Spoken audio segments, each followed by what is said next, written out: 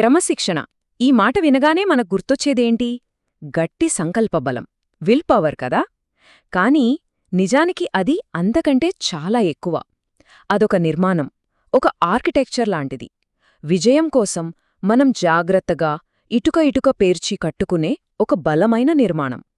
సరే, ఈరోజొక స్ఫూర్తిదాయకమైన కథతో ఈ నిర్మాణం వెనుకున్న బ్లూప్రింట్ ఏంటో చూద్దాం. ప్రముఖ రచయిత జిమ్ రాన్ ఒక అద్భుతమైన మాట చెప్పారు. లక్ష్యాలకి, వాటిని సాధించడానికి మధ్య ఉండే వారధే క్రమశిక్షణ. ఎంత నిజం కదా. మన లక్ష్యాలు ఎక్కడో ఉంటాయి, మనం ఇక్కడుంటాం. ఆ రెండిటి మధ్య దూరాన్ని తగ్గించే బ్రిడ్జే డిసిప్లిన్. ఇదే మన ఈరోజు చర్చకు పునాది. సరే, కథలోకి వెళ్దాం. తెల్లవారుజామున అలారం మోగుతోంది. ఆ సౌండ్ వినగానే ఒళ్లంతా బద్ధకంగా, అలసటగా ఉంటుంది. కళ్ళు అస్సలు తెరవలనిపించవు. ఇంకొక 5 నిమిషాలు అనుకుంటూ దుప్పటి ఇంకా గట్టిగా లాక్కుంటాం. ఆ సౌకర్యానికి, ఆ బద్ధకానికి మధ్యలో ఒక్క క్షణం, ఒక చిన్న సంశయం మొదలవుతుంది. లేవాలా వద్దా? చూడటానికి అది చాలా చిన్న నిర్ణయంలా అనిపించొచ్చు, కానీ దాని ప్రభావం మాత్రం చాలా చాలా పెద్దది. ఆ ఒక్క చిన్న చర్య, అంటే లేచి కూచోడం, ఆ రోజు మొత్తం ఎలా ఉండబోతుందో డిజైన్ చేసే ఒక బ్లూప్రింట్ లాంటిది. అదే మన మొదటి విజయం. మన కథలో ఆ పాత్ర తీసుకున్న ఆ నిర్ణయాన్ని సైకలాజికల్గా మైక్రో కమిట్మెంట్ అని పిలుస్తారు. పేరేదో పెద్దగా ఉందని కంగారుపడద్దు. సింపుల్గా చెప్పాలంటే, ఒక పెద్ద లక్ష్యం వైపు మనం వేసే అతి చిన్న, అతి సులువైన మొదటి అడుగు. ఈ చిన్న స్టెప్పే పెద్ద పెద్ద మార్పులకు పునాది అనమాట. ఓకే, మొదటి నిర్ణయంతో, అంటే ఆ మైక్రో కమిట్మెంట్తో మన నిర్మాణానికి పునాదిరాయి పడింది. ఇప్పుడు అసలు పని మొదలవుతుంది. దానిమీద ఒక బలమైన స్ట్రక్చర్ కట్టాలి. మనం చేసే ప్రతి పని, ప్రతి చర్య ఒక ఇటుకలా ఆ నిర్మాణాన్ని ఇంకా ఇంకా పటిష్టం చేస్తుంది. ఇక్కడ మనం గమనించాల్సిందేంటంటే, ప్రతి యాక్షన్ ఒకదానితో ఒకటి ముడిపడి ఉంటుంది. ఫస్ట్ లేచి కూర్చోవడం, తర్వాత వెళ్ళి నీళ్లు తాగడం, తర్వాత కొంచెం శరీరాన్ని కదిలించడం, ఫైనల్గా నీకుగా సర్దుకున్న స్టడీ టేబుల్ దగ్గర కూర్చోవడం. ఇవన్నీ చిన్న చిన్న విజయాలు, కానీ ఈ విజయాల గొలుసుకట్టు ఆ రోజుకి ఒక పాజిటివ్ మొమెంటం ఇస్తుంది. సరే, ఫౌండేషన్ వేశారు, మొమెంటం కూడా వచ్చింది. అంత సెట్ అనుకునే టైంలోనే అస్సలైన సవాలెదురవుతుంది.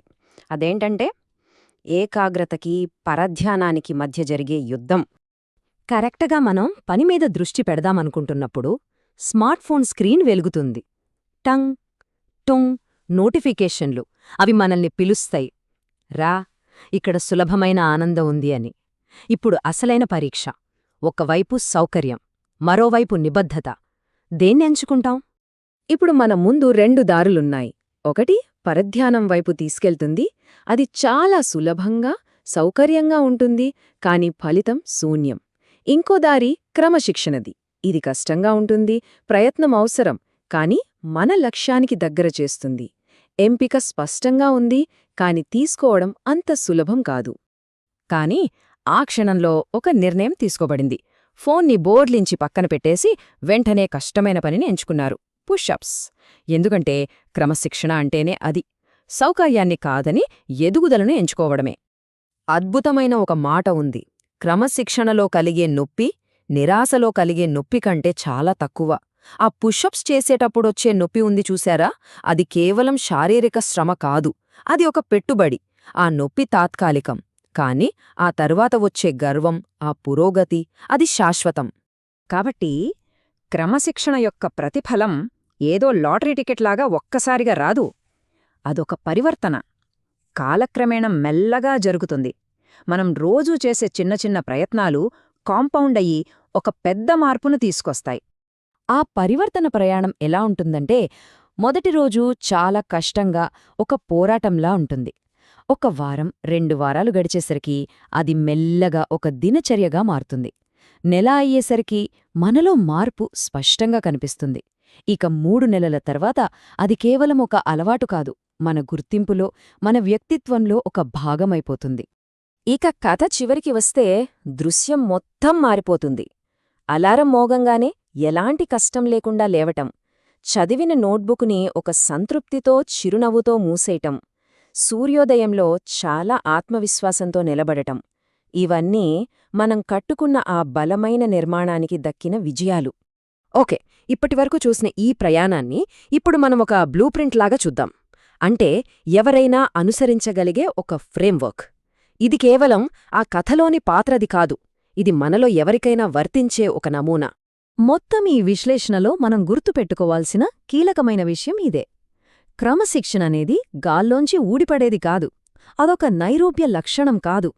అదొక నిర్మాణం. మనం రోజూ చేసే చిన్న చిన్న స్థిరమైన ఎంపికల నుండి మన చేతులతో మనం కట్టుకునే ఒక నిజమైన నిర్మాణం. సరే, ముగించే ముందు ఒక ప్రశ్న.